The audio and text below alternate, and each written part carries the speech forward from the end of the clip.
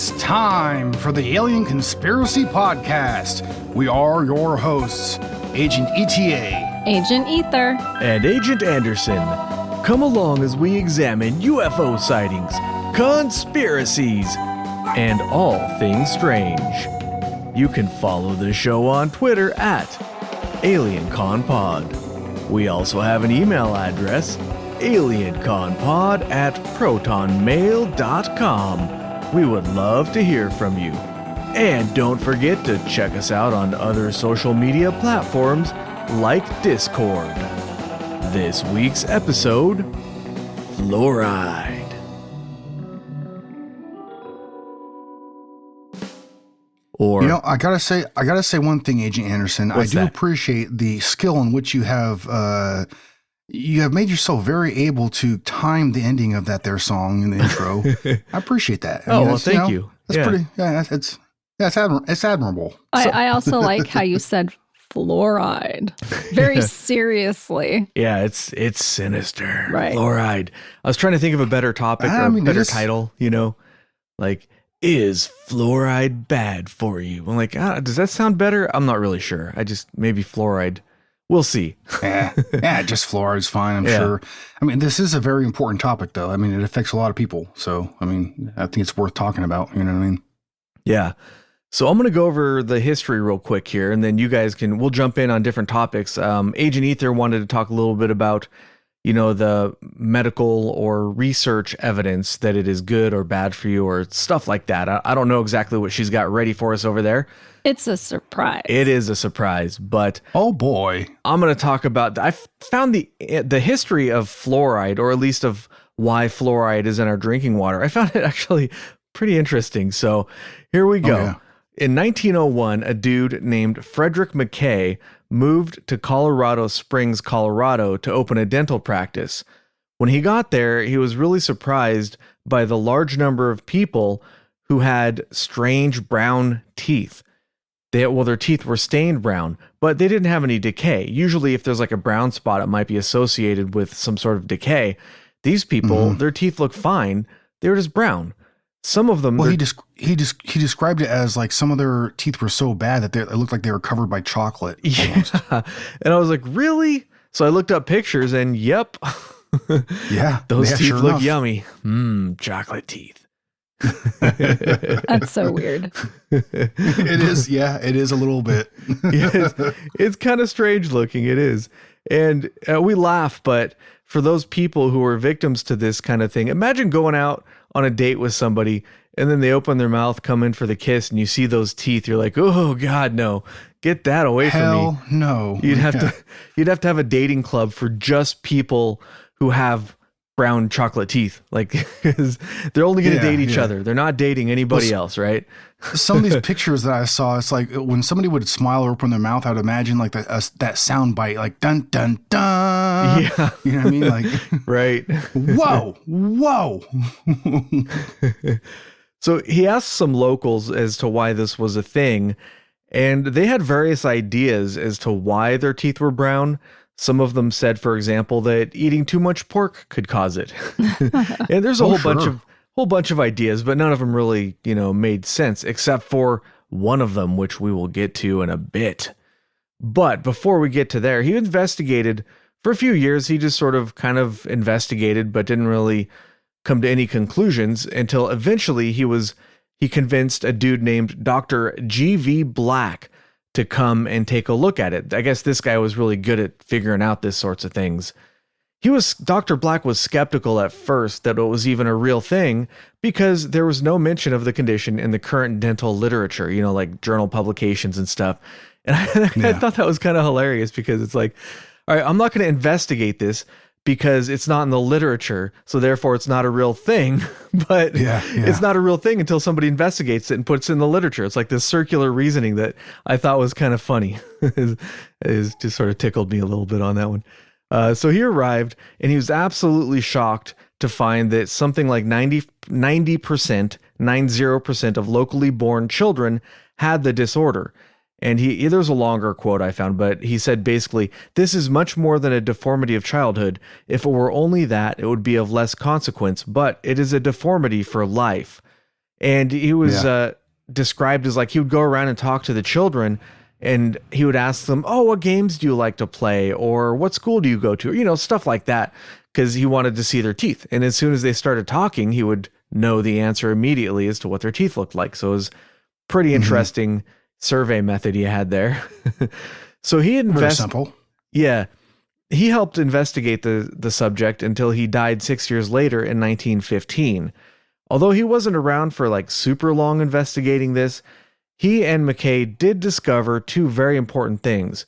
First, that the brown stains happened during the development of the teeth, in other words, to children, and not afterwards. So if you were an adult with perfectly normal looking teeth and you went to the area, you did not develop brown teeth. And secondly, the brown teeth were highly resistant to decay, which is contrary to what you might expect. You see some nasty looking brown teeth, you think they'd be riddled with decay, but nope, these teeth were not. Well, and it's kind of weird too, because like the teeth not only were stained brown, but some of them had like corrosion and stuff too. But they were very resistant towards decay. I don't know how that makes sense, but like somehow it's the case, Yeah. Well, they weren't impervious to decay. They were just more resistant than normal. So, if you had the population, if you say the average child would develop 10 cavities by the time they're, 20 years old, or I'm making these numbers up, but then the people with the brown teeth would have something like half of that or a quarter of that, or who knows, far fewer. They weren't completely impervious. It was just way less than the normal population. Yeah. That you'd expect anyways. So some residents of Colorado Springs claimed that it was something in the water that was causing their teeth to go brown. Now, Dr. Black didn't believe this, and you can't blame him, because there were all sorts of ideas flying around. Like I said, eating too much pork could cause your teeth to turn chocolatey. So he thought it was complete nonsense, but McKay wasn't quite as sure, and he was like, maybe there is something to it being in the water. They had no evidence for this. It was just, just an idea. But in 1923, the dentist McKay got a clue.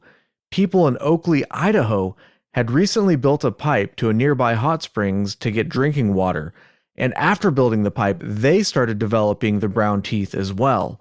So McKay heard of this, and he went to Oakley to check it out and analyze the water. He didn't find anything in the water, unfortunately, but he still suggested to the town that they change their source of water. After they did this, people stopped getting the brown teeth. So this is, not proof, but it is sort of circumstantial evidence that strongly suggests that there might be a problem with the water, and that could be where the brown teeth are coming from. It's something that definitely demands further study at the very least. Yeah, and I actually think it's pretty surprising that they changed their water source with like not any like solid evidence, I mean, he must have been a pretty convincing speaker or what have you, Yeah. Because he didn't have any solid evidence to prove that water source was like faulty or what have you, or not safe. But they still changed it, and they saw, some positive improvements, which is that's pretty cool, Yeah, that's awesome. It was just a shot in the dark, and it just so happened to work. A little later on, McKay hooked up with a Dr. Grover Kempf to investigate another town, which is Bauxite, Bauxite? Bauxite? How would you pronounce that, Agent Ether? Bauxite. Bauxite? I don't know. If it's bauxite, why not just spell Bauxite. it B-O-X? The English language does not necessarily make sense, my friend. No, it does not. All right, bauxite it is. Okay. From what I understand, I heard it pronounced as bauxite. All right. Hey, it's good enough for me. I mean, I'm sure that's more correct than my attempt. Bauxite? Baux? Yeah. Yeah. All right. So in Bauxite, Arkansas, McKay and Dr. Grover Kempf went there because there were similar problems reported. Now, coincidentally enough, this town was owned by Alcoa, the Aluminum Company of America. We'll talk a bit more about them later on. Oh, we definitely will. Yes, sir. This was like a company town. So people here also had the strange chocolatey teeth.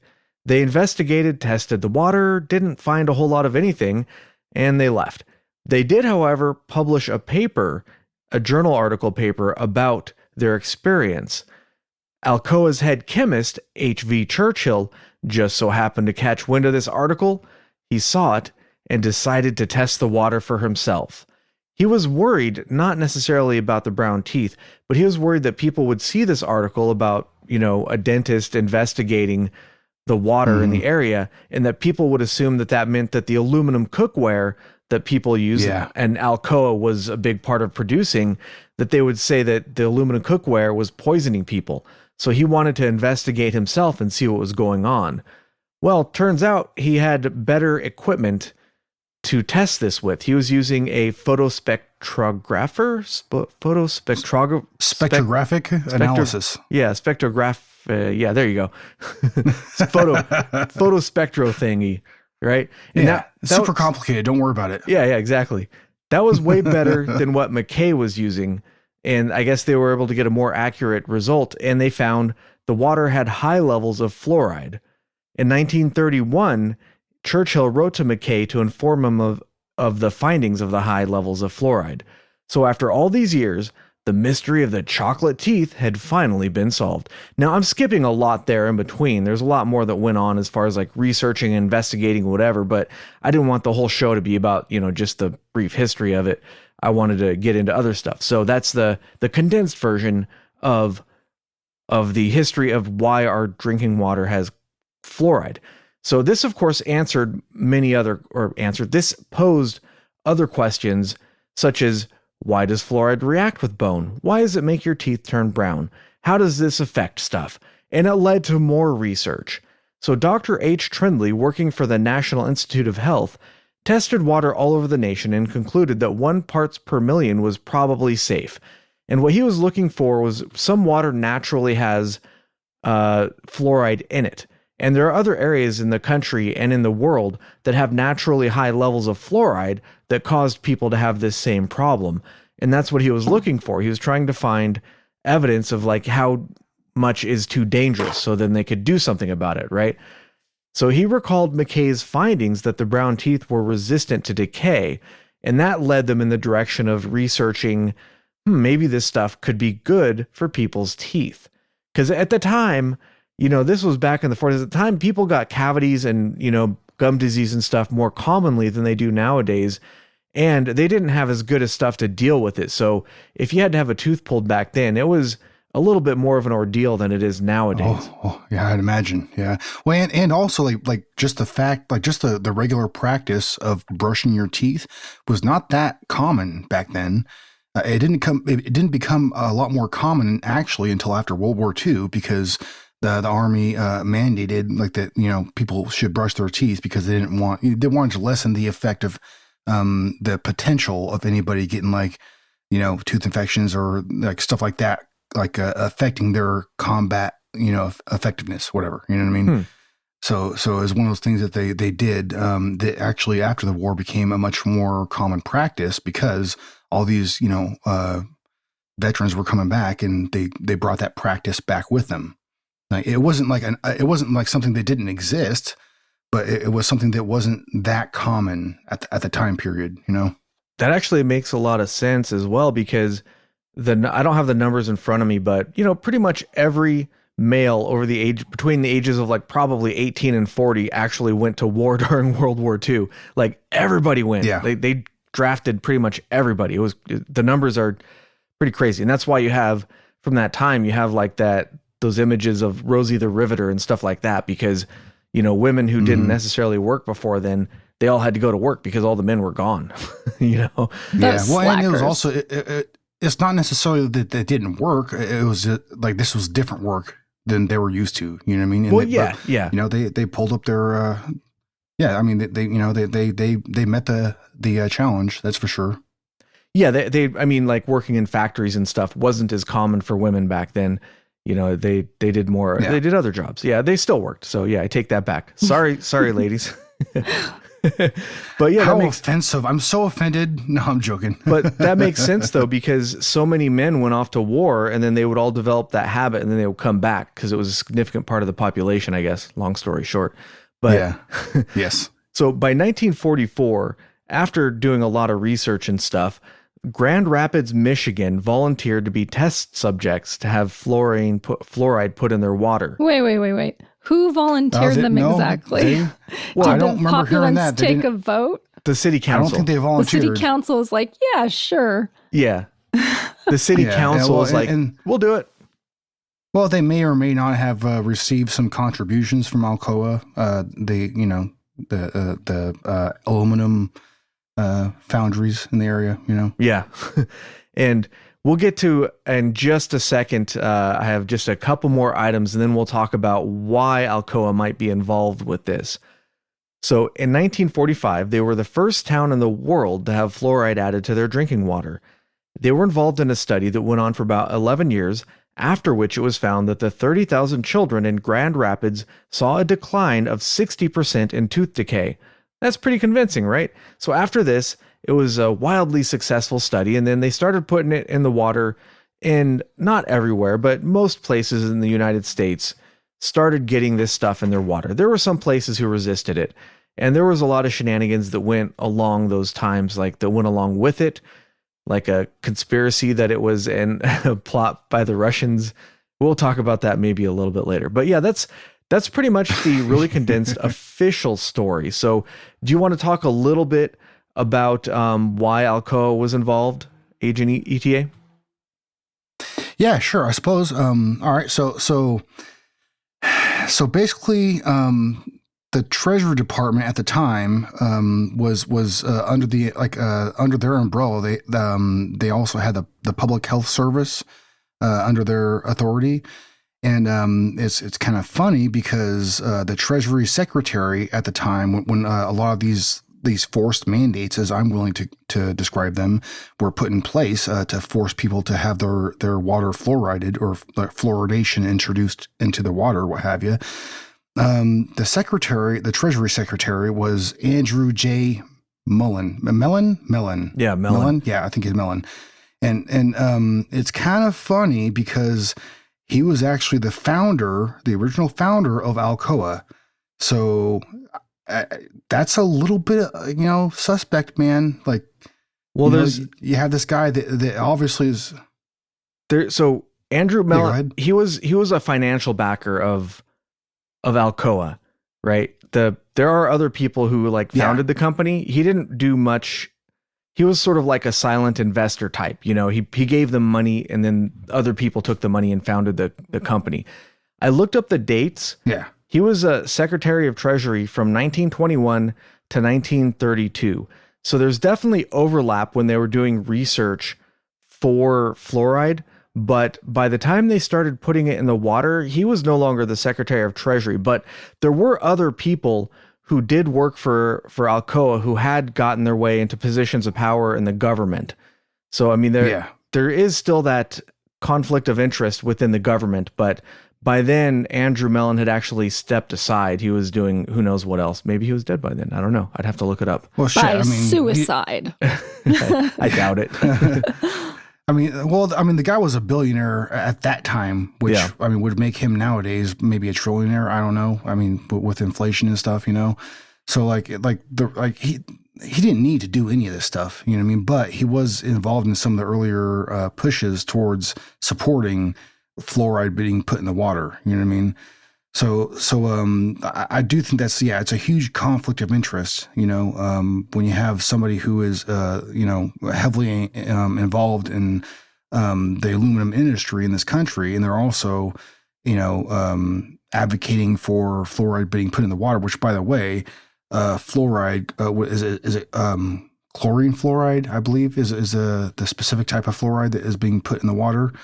It's not medical grade fluoride, which, by the way, people talk about fluoride being in toothpaste and stuff. Well, it's a little bit different type of fluoride. It's a medical grade fluoride, which would be extremely expensive if they were to try to put the amounts of fluoride in water, the water systems throughout the United States. It'd be really expensive. So that's not what they use. I think we forgot to mention the reason Alcoa is involved in this in the first place is that fluoride is actually a waste product of aluminum production and mining. Byproduct. Yeah, yes. Byproduct. And not just aluminum. Seems a little convenient, right? Right. It's not just aluminum. There's actually other industrial processes that have fluoride as a byproduct, but aluminum was probably the biggest and the first. I don't know if they still are the biggest, but back then it was one of the biggest ones. And that's why we're talking Yes. so much about Alcoa, because they have essentially what is considered toxic waste. Now, all of a sudden, we're talking about putting toxic waste in the water. You're like, wait a minute, hold on. Mm-hmm. Why would we be putting this in the water? By the way, as a side note, during that time, fluoride was a main ingredient in like bug poison and pesticides and stuff. So they decided to start putting that in the water. What? Right, yeah. Like, what do you mean? Why? But like there is research, like we were talking about before, that it does seem to help tooth decay in very low quantities, but it also seems to raise cancer levels, like as far as like bone cancer and like hip displacement and like bone fractures. At one point, the United States, after fluoride had been introduced into the water supply heavily, forced upon us, by the way. Nobody voted on this. Nobody was, it just happened, right? They in my understanding, is kind of just forced on us. At one point we had like the record for the most like bone fractures and hip displacements like in the whole world. That's just a little point that I read during like when I was researching this, and I can't necessarily sit here and say that's a fact, but it was something that I read. Maybe it's, I don't know. Well, I'd have to look more into it to verify it, I guess you could say. Yeah, I do think. So there's a lot of misleading stuff out there. Like, for example, one website I found said that the study in Grand Rapids only went for a year, and then the study was canceled after 1 year because there was problems with the study. And then the control town of Muskegon had fluoride added to their water to sort of make the results seem like to hide the results or something. And I actually tried to find any evidence of this whatsoever. And this particular bit seems to be completely made up. And this was, this is from a website, and some of the stuff on the website was actually factual, but some of it, like this, seemed to be completely made up. And I'm not sure where they got this from. I couldn't find any mention of this whatsoever. It does appear that the study really did go for 11 years, and that I don't know, they probably put it in the water of Muskegon at some point, but I didn't see anything saying that they were doing that for a cover up either. But yeah, like while I was doing the research for this, like there's plenty of points in which I was very confused because I was seeing and reading different things that contradicted itself. You know what I mean? Like, well, not by the same, entities or what have you that I was, that was providing this information, but like, it's really confusing, man. Cause you see a lot of things that support fluoride, but you see a lot of research that also does not. And like, I'm just not like at a certain point, I don't know what to believe. You know what I mean? Like, yeah. It's kind of crazy. Like it's before I started like researching this or what have you. I mean, it's not like I did a bunch of freaking research here. I did enough to, I guess, support this episode. Maybe. Well, I'm not going to sit here and say I support anything really. I'm kind of winging it the whole time, to be honest. But like, it was a lot of it's really confusing, man. Like you go on like any government website and they're going to tell you that fluoride is completely safe. There's nothing wrong with it. And like, don't pay attention. Don't, there's nothing to see here, like, but like, then you also see like studies like during World War II, for example, the Journal of American Medical Association came out with a statement that said, fluorides are generally, protoplasmic poisons, changing the permeability of the cell membrane by certain enzymes. And it's like, well, I don't necessarily understand exactly everything that means, but it sounds pretty fucking serious. Yeah, I saw that quote. Yeah. It sounds like that isn't something that you should really be putting in the water supply, really, like, and I know that there are different, like fluoride itself, like there are different types of fluorides, and the way that the type of fluorides that you might introduce to somebody's body are going to have different effects. You know what I mean? So it's a different thing. Like I said before, like the type of fluoride that is put in toothpaste isn't necessarily a poison. It's not, it's medical. It's supposedly medical grade fluoride. I don't know exactly what that means, but it sounds more safe to me, I guess. Like I'm not an expert, man. I don't know what to tell you here, but at any rate, like the type of fluoride that is put in our water system is a different type of fluoride from what I understand. And that is the byproduct of making aluminum. from what I understand, and I don't like the sound of that, dude. Like it sounds to me like it's one of those things. It's one of those like those schemes, that has been created by a very large company that has a lot of influence and has a lot of money, has a lot of reach. And not only were they able to turn, this into something that was a byproduct that they were being federally mandated to expose of properly, not just dump into the wilderness or what have you, but they turned it into something to where it was a toxic byproduct that they were supposed to get rid of, but they ended up turning it into, something that they were getting paid to get rid of. You know what I mean? So it turned into like, something that was financially beneficial for them, Well, and like you were saying, if you look at websites that are, quote unquote, legitimate sources, like, for example, one that I found, they had a nice article about it, was the National Institute of Dental and Craniofacial Research, or NIDCR, which is actually a branch of the National Institutes of Health, a government entity. And they had a little article about the history of it. Mm-hmm. But nowhere in that article of the history of it do they talk about all of the many conflicts of interest, like the people in the government or the influence of the chemical companies or Alcoa, who are all pushing to make this happen, when they just ignore that part of it entirely. And they have that story about the brown teeth and stuff. And they're like, all right, yeah, that's great. Brown teeth. Now we figured this out. And that's why there's fluoride in the water.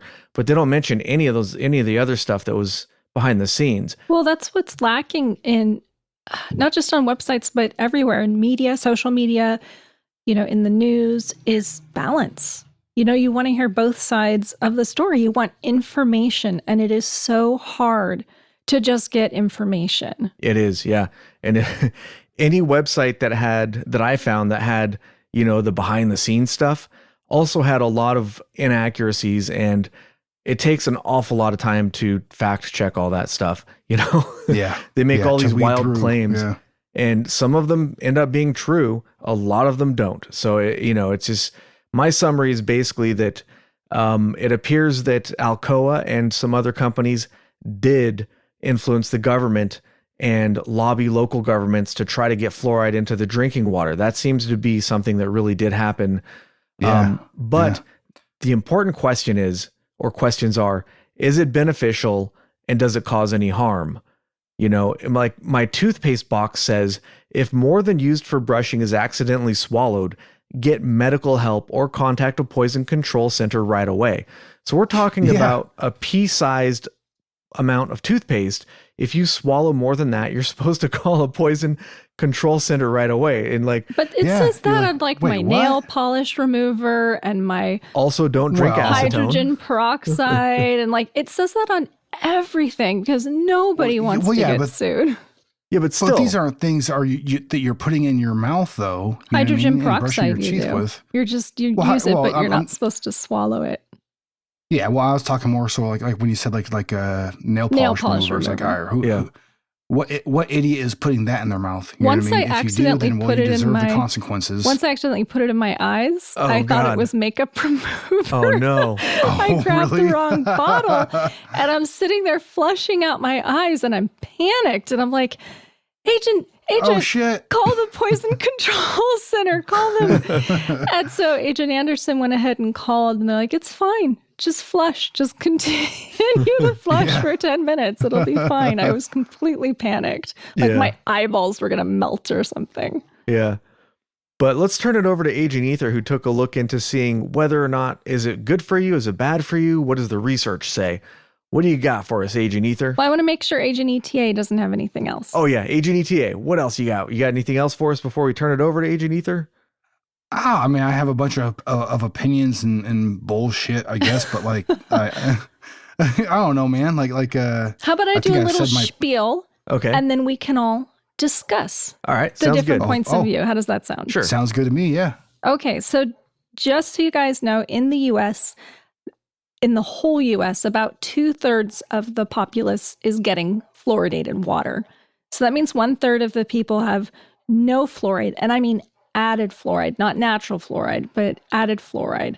But it varies widely. In Illinois, 98.5% of people have fluoride in their water, for example, compared to some places, some cities, some counties where it's 0.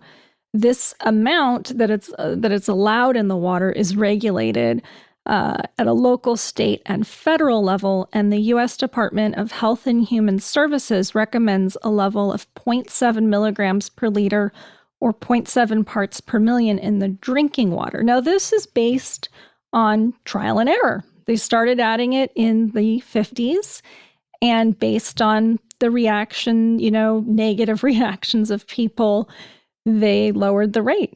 It was higher than it used to be, and then they started to lower it. And I'm assuming that's because of research and journal articles that came out. And one of the measurements of whether or not there's too much fluoride in the water is the dental fluorosis, the discoloration of the teeth, which can include these tiny white streaks on the teeth. So they were seeing, let's say 5% of children in the population had these white streaks on their teeth in places where the fluoride levels were, let's say 1 milligram per liter. So in places where it was only 0.7, they didn't have this discoloration. So then eventually that was the number that they used for everyone. They said, well, one of the first signs that fluoride is affecting the human body is this dental fluorosis. So let's lower the level to a level that we can determine is safe based on this physical sign, is one of the ways they've done it.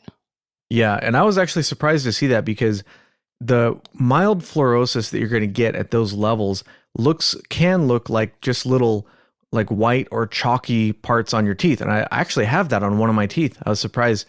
Like it's not that obvious, but I've always wondered what caused that. And now I know.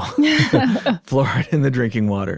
Well, it could be fluoride in your toothpaste too, or fluoride in other products, which I'll talk about. Yeah. Well, from what I understand, though, fluorosis tends to develop while the teeth are developing. Yes. So if you brush your teeth with fluoride, that's not going to cause it. But if you swallow the toothpaste, that could cause it. Well, they recommend for infants, for example, that you use filtered water and don't use fluoridated water in general if you want to prevent that kind of a thing, which, I think is a good idea.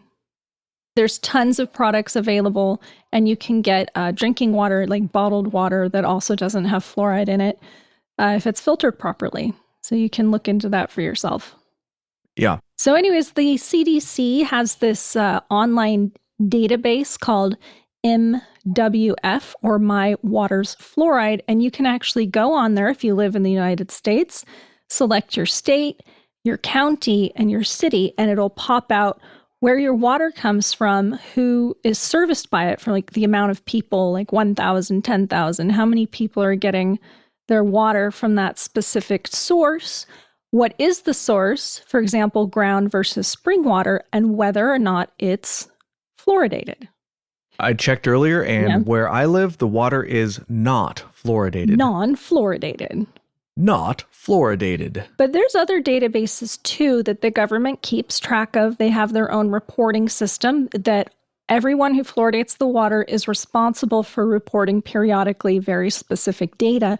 And this is great because then you can do comparison studies in places that do and do not use fluoride. For example, there was a recent study on dementia, and they found that it didn't make any difference whether or not the water was fluoridated. So it was a really big study because they're looking all the time, right? What causes dementia? It's important.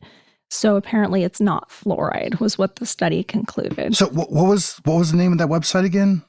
Where you can it's look on up the your water CDC. source? It's actually on the CDC. Well, I found it by Googling or DuckDuckGoing, is my water fluoridated? That's just what I typed into the old search engine there, and it came up. So the CDC actually calls fluoridating the water one of the top 10 great public health achievements of the 20th century. But what does the rest of the world think? Well, not the rest of the world, from what I understand, isn't quite as enthusiastic. It depends on where you go, and it varies widely. If you look at Canada, in British Columbia, only 4% of the water has fluoride, but in Ontario, it's 75%. And New Zealand strongly recommends that their populace have fluoride in their water, but it's handled on a local level, and all the local politicians say, no way. And that's because the population doesn't want it, so they're, of course, going to choose not to fluoridate their water, in that case. And Israel stopped, they were doing it for a long time, but they stopped in 2014. Singapore, however, since the 50s, comes in at 100%. Now, we are talking a small island. We're talking, I think, 4 million people. But you have this large amount of data and some interesting results. Now, it's important to note that in Singapore, there's free dental care for everyone under the age of 18. They have high levels of dental education, and they use fluoride products as well, meaning toothpaste and that sort of thing, and dental fluoride. Don't they put like fluoride caps on kids? They go in there and... Well, I don't know if they do that in Singapore, but I remember getting that when I was a kid, where you go in, and they still do that. They did that to our kids. You put them, they put this like paste like stuff. A gel or something. Yeah. And then so they do that. They do that in Singapore too.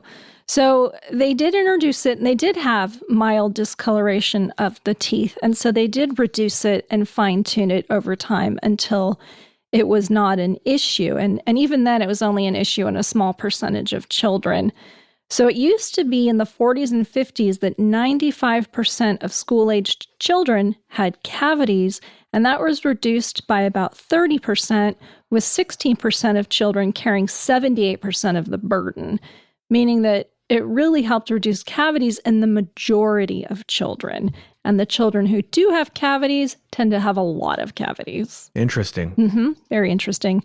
And this is in sharp contrast to China. Yeah, go ahead, Agent ETA.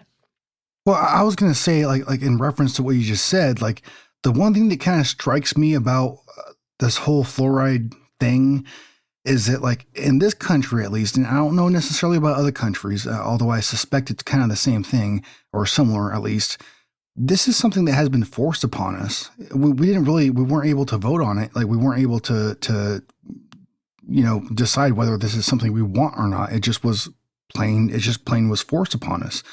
And this is the only thing that has ever been put into the water that was like, quote unquote, a medical benefit or a medicine, what have you. You know what I mean? It's the only thing that has been put in the water like that you didn't have a choice. You just, like, they just did it. You know what I mean? And I find I have a problem with that. You know, I don't like being force medicated. Well, I would like to say, though, if you're living in a rural area, if you don't have access to dental care, and if you don't have that education, then you are going to have problems with your teeth.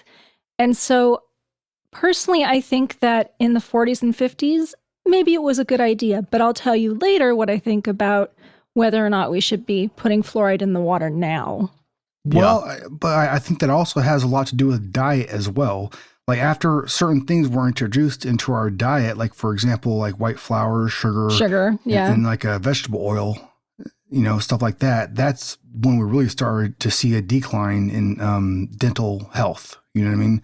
So that type of thing in your diet took away from, like for example, like indigenous diets. You know what I mean? That like most indigenous people that have been researched as far as like dental health goes, they don't have too much tooth decay because they stay true to their natural diet, and so their body reacts appropriately. You know what I mean? That's true. And They've their looked teeth do at too, because they've done studies like from medieval times where they look at the teeth, and also just culturally, they were very much about having sweet breath and dental habits, and there was no sugar available. They didn't even have honey, really, and only 20% of the population had any sort of tooth decay, and that's versus like 90% in the 50s.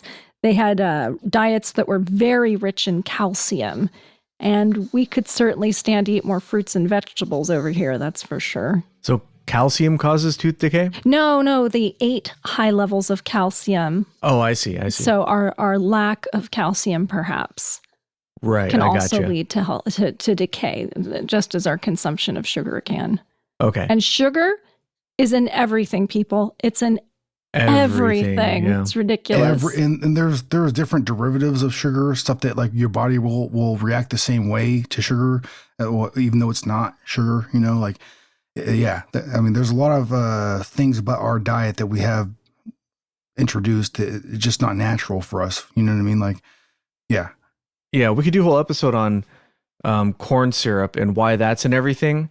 And, the corn subsidies. Basically, corn is actually cheaper to buy than it is to produce because of the subsidies. And that creates all sorts of problems. And that's why you have corn pretty much in everything in the store that's processed has corn in one form or another, Yeah. But that's a whole other episode. So going back to fluoride. Yes, back to fluoride. So I talked about Singapore and the level of fluoride in their water and how it's very regulated and very specific. And this is a sharp contrast to China that has some of the world's highest levels of naturally occurring fluoride. Now I say natural, but a lot of the problems aren't just groundwater. It's also pollution. It's tea, believe it or not. It's found in a lot of teas, and it's, I think, a byproduct of coal. So it's not necessarily that putting fluoride in the water in China is banned.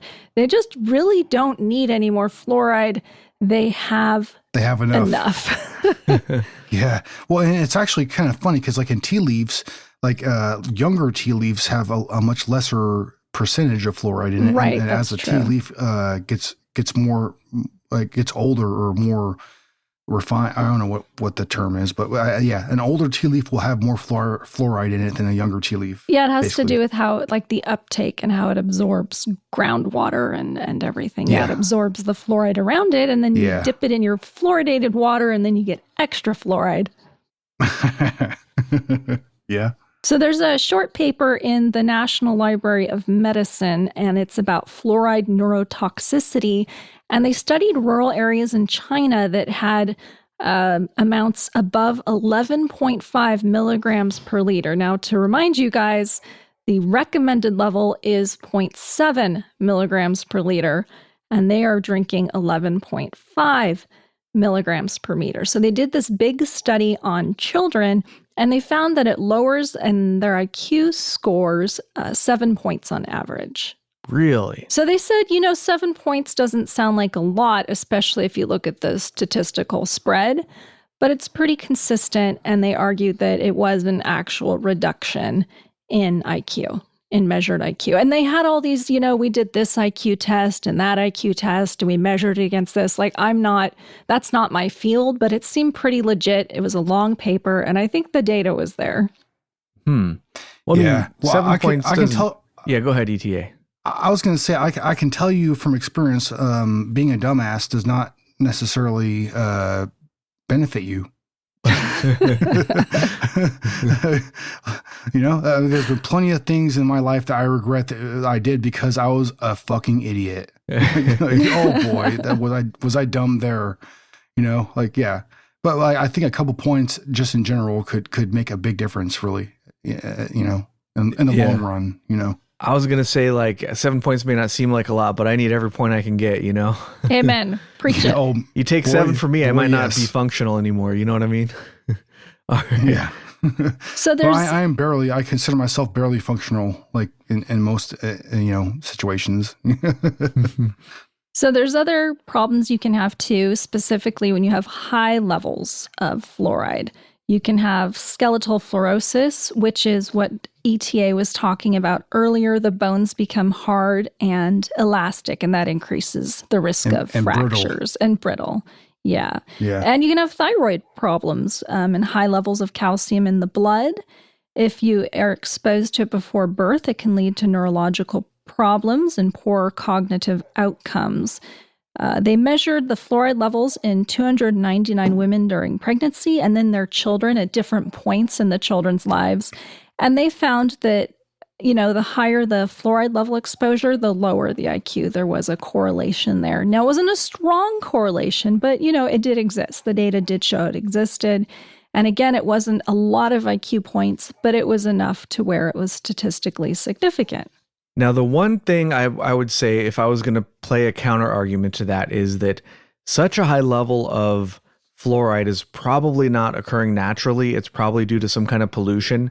So they could be exposed to all sorts of other things that are also affecting them. It might not be just the fluoride. And actually, the paper mentioned that. Oh, believe it or not. All right. And where are people getting these high levels of fluoride? It is not just the water. It's in industry. People who work in industry will inhale dust that contains fluoride. In rural areas, like I mentioned before, Africa, Asia, it's naturally occurring. Volcanic activity can also cause exposure to fluoride.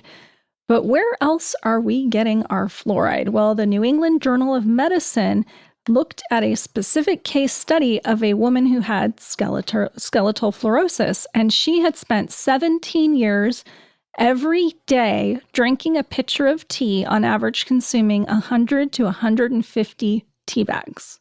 Every day? Wow. Every day. That's what it said, every day. Dang. Wow. So at 5 to 9 milligrams per tea bag, most of it is absorbed into the tea. And the researchers said, no more than 3 cups a day. If you want to keep it at safe levels, limit your tea to 3 cups a day, which I didn't know. Does it matter where the tea comes from, or is it just any tea? It didn't say. It just said tea. I would imagine it probably matters where the tea was grown. I would think so, It probably has some difference at least. Well, they recommended organic young teas. And it goes back to just what what Agent Ether was saying before. It's like you're taking these tea bags and putting into already like fluoride. Goddamn, I'm brain fart right now. Yeah. There you go. Whatever the term is. You're putting it into water that is already fluoridated or whatever the term is. There's already fluoridation going on there, and then you're adding more, right? So right. that doesn't necessarily, like, once you do the research on it, I guess, and understand this little bit, that makes sense that it will be more highly fluoridated than you'd want, There was also some research. I don't know if that makes sense. There was also some research done in Portugal, and they surveyed teas, juices, and sodas for fluoride content. And they found one specific extract-based soda had 2 milligrams per liter. Most samples were pretty low, like 0.1 milligrams per liter. Soft drinks, it was 0.18. Juice-based drinks, it was 1.3. So orange juice, for example, is a natural source of high levels of fluoride. Really? Mm-hmm. Okay. There's other foods, too, besides tea. I freaking love orange juice. Don't drink orange juice. So wine, pickles, tomatoes, carrots, beer, orange juice, and of course, bottled water and toothpaste all contain unregulated amounts of fluoride. Oh, not beer.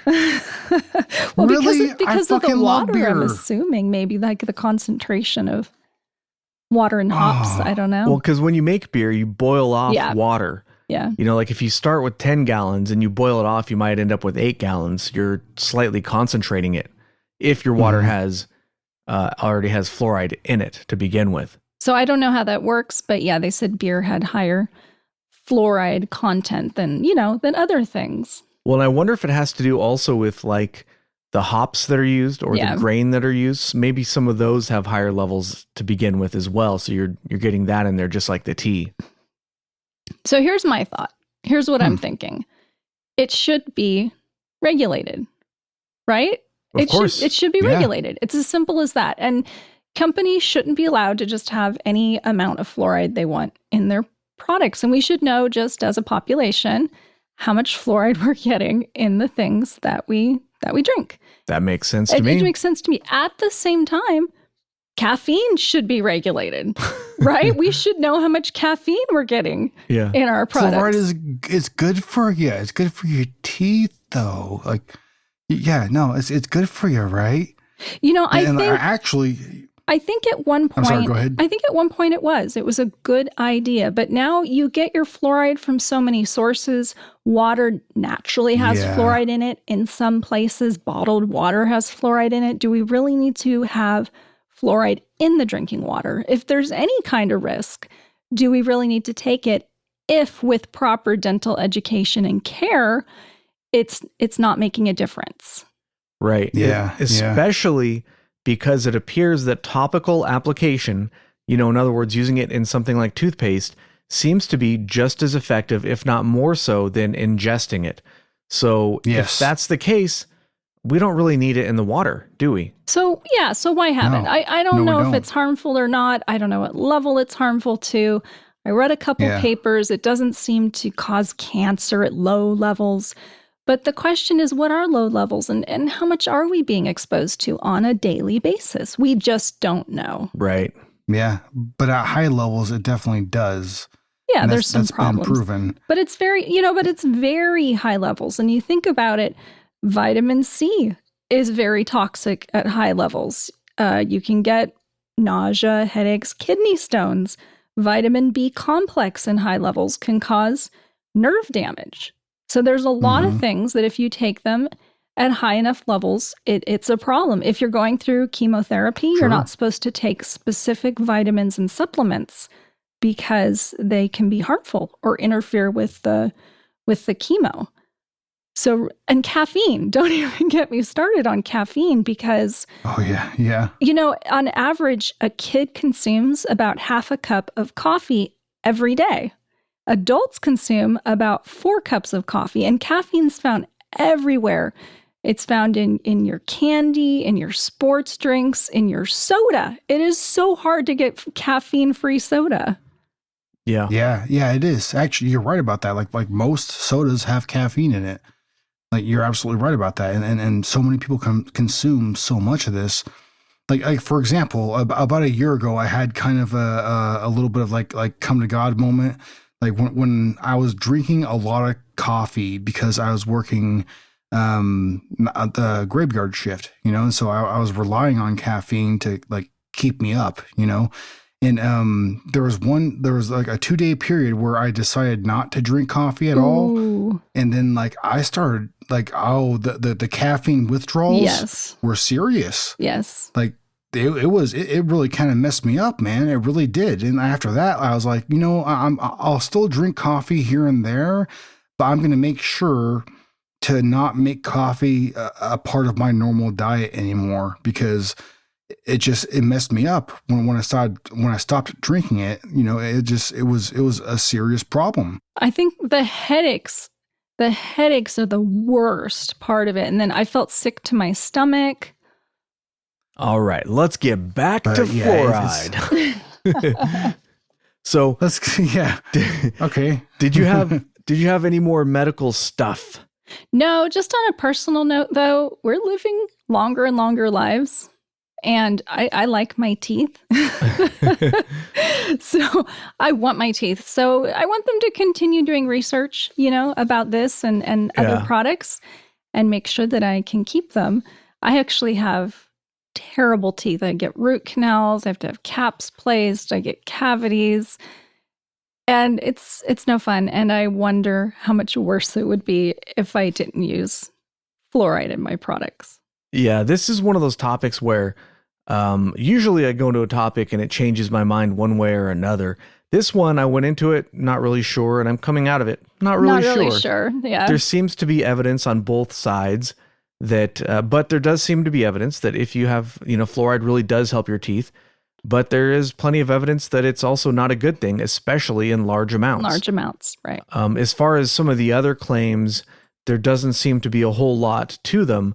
But let's talk about just a handful of conspiracy theories. I ran across some. For example, one of the bigger ones in the early days I mentioned earlier was people originally thought that fluoride in the water was a communist plot to undermine the health of Americans. And it's like, well, they kind of failed miserably because it doesn't appear that happened.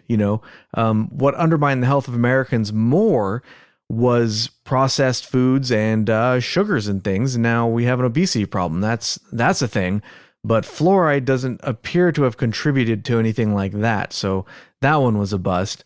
I did see a conspiracy that communists, Russia and over in Russia, basically, Russians and Nazis used fluoride to pacify prisoners, both in prisons and concentration camps. Yeah, to make them more docile.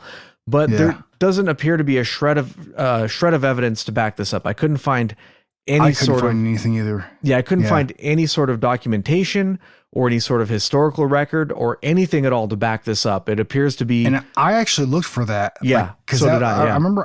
I remember watching this documentary. Like this topic was something I was aware of. I've been aware of for quite some time, but I just never really did any hardline research towards. I didn't know. I was aware of it, but like that was about it. You know what I mean? But then like when I first started doing the research for this topic for this episode, I started, that was like one of the first things I looked into, because that was one of the things I remembered like learning about, I guess, but like the more and more I tried to look into it, I couldn't find anything really. I couldn't find any solid evidence to support it. It seems like it may have been a thing, but like I said, I couldn't find anything to support it really, Yeah. So it may have happened. It may not have happened. I don't know. Only thing I could find was a bunch of shady looking websites quoting other shady looking websites, basically. You know what I mean? Yeah. Yep. Maybe, yeah. Like you said, maybe it happened, maybe it didn't. But I couldn't find any real evidence for it. But the idea behind that one is that it pacifies people, so that's why they're putting it in the water today, in America, is to pacify the population. Sort of like we act very pacified. Yeah, right. Yeah. It worked, everybody. Yeah. It worked. Yep. kind of like as if they're putting Prozac in the water, which also probably would not pacify people. That's not how Prozac works. But there's also a strong perception, and I didn't see a whole, and like I'm not going to say that I did a bunch of research. I looked a little bit into this, but like some people claim that like fluoride calcifies your pineal gland, and like I don't know if how many people know what their pineal gland is, but it's a gland at the base of your brainstem that basically some people theorize is your connection towards like reality. It either is the receptor of consciousness or the creator of consciousness within your brain. So if that does calcify your pineal gland, oh man, that's something it's a substance I do not want to have any contact with at all, because I do fully believe that the pineal gland is very important, like as far as consciousness goes, because it's one of those it's the only organ in your body that actually produces dimethyltryptamine, DMT. And so like it's one of those things where it's like that really like it makes me, I'm very interested in that. Like, why would any organ in your body need to produce dimethyltryptamine? You know what I mean? I find it kind of wild, man. Like it's like, why would your body need to do that? Like, if only to, be a receptor or, something like that towards consciousness, like, I'm not going to sit here and say I understand anything about it, but I find it very wildly interesting, like, so if, somebody in power was trying to make the population, more, subservient, make them more like lemmings, subservient. Yes. That's a more accurate term that I was trying to find there. Yeah. But like, if you did want to do that, then this would be a very good way to do it. I mean, like separate your consciousness from your ability to think for yourself. You know what I mean? I don't know. That could be very beneficial for people in power who are trying to influence a population towards their wants and needs, or their whatever they're trying to accomplish. You know what I mean? What was that a Stephen King book where there were like two brothers or cousins and they dumped this chemical into a volcano, and then the volcano erupts, sending this product all around the world? Have you guys heard this story? Sounds familiar. And then I haven't they read that, think no. it's going to lead to world peace, basically, and instead it causes dementia in the entire world, like the whole world. So not so great. Not such a great. It's a good story. It's well written. I thought it was Stephen King, but it could be someone else. I'm not sure. Yeah, I don't remember that one. It sounds familiar, but I'm not sure. It's a short story. Okay. It's like a few pages or something. Could be. I mean, sounds like something he might write. I don't know. I have a conspiracy theory. What's that? All right, this is... Oh, boy. Oh, boy. So one person was saying there's a relationship between chemtrails and fluoride. Oh, is that what they're putting in the Really? chemtrails? Yeah. Okay. No. So they're not putting fluoride in. So they're putting aluminum in the chemtrails. Aluminum. Okay. I've heard that. Yeah. Fluoride in the water, which combine, and people are getting exposed to aluminum fluoride, which causes infertility. Therefore, it is a forced government sterilization program.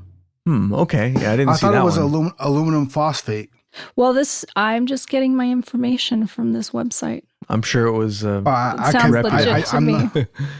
I'm not an expert. I just remember that. I remember that term being presented. But like the I find chemtrails, that whole thing is that's another episode for sure. we did an episode. Yeah, we did actually, we did chemtrails, chemtrails. Go back and listen, people. Oh, Good episode. Shut up. Never mind. That was a good episode. Yeah. I wanted to point out that, our population is falling because people just don't want kids. They're not having kids. Like, I talk to people like millennials and younger people, and they're like, why would I have kids? I have student loans and I can't afford a house. That sounds awful. I'm not having going to use kids. birth control. That's right. The next conspiracy theory I have is that fluoride is used as a molecular marker to track people or the populace. By aliens. Possibly by aliens, yeah. Okay. Could be aliens. Aliens? It could be the government. Could be people. Could be Yes. aliens. Could be Russians. Could be Russians, yeah. And I swear I No, didn't it's make that one up. It's probably the Russians. Yeah. It's always the Russians. I promise you guys, I did not just make that one up earlier today. That is a real conspiracy theory that was not made up by me. That sounds like Agent Anderson's special kind of conspiracy theory. Yeah, I don't know. I didn't see a ton of conspiracies other than it's bad, right? That it's bad and it causes different problems, and probably it shouldn't be in our drinking water. And the main conspiracy is basically that this was pushed by chemical companies, which appears to be true, in part at least. But the strange thing is that, unlike most forms of toxic industrial waste, this one appears to have some positive health benefits. So go figure. It's such a strange thing, That was pretty much the main one that most people talk about. But I mean, there are some other stuff we touched on, like health effects and other things. I think we pretty much covered most of the main stuff throughout the episode. And that's pretty much all I had. The only thing I had left was ethics, but Agent ETA pretty much covered that too, because he was talking about how one of the main objections is people have is that they don't have a choice. And that, so he covered that pretty well, I think. And so I guess that's pretty much all I had. And my final thought is, like I said earlier, if we can use this, if it's just as beneficial by putting it in a toothpaste, why put it in the water when it could be dangerous? It just it doesn't seem to make sense anymore at this point. But pretty much try to cover that too. So I guess that's pretty much all I had for this episode. Yeah, my final thought is more like, meh. I don't really think it's that harmful. Like I'm okay with my kids drinking water with fluoride. Well, they don't though. But I would be okay. Yeah, I'm on the fence about it though, because it's even though this has been going on for decades and since like the 40s, the jury is still out. We are still not 100% sure if it's a good idea to put it in our water, scientifically speaking. It's like there are a minority of scientists who think it's a bad idea, which is so strange to me that we still don't have a total consensus on this yet. But we don't have a total consensus on much in science, though. That is a good point. That is a good point. I don't know. Climate change seems to be a big one. Yeah. All right. Well, let's wrap it up for this week's episode. Keep it strange.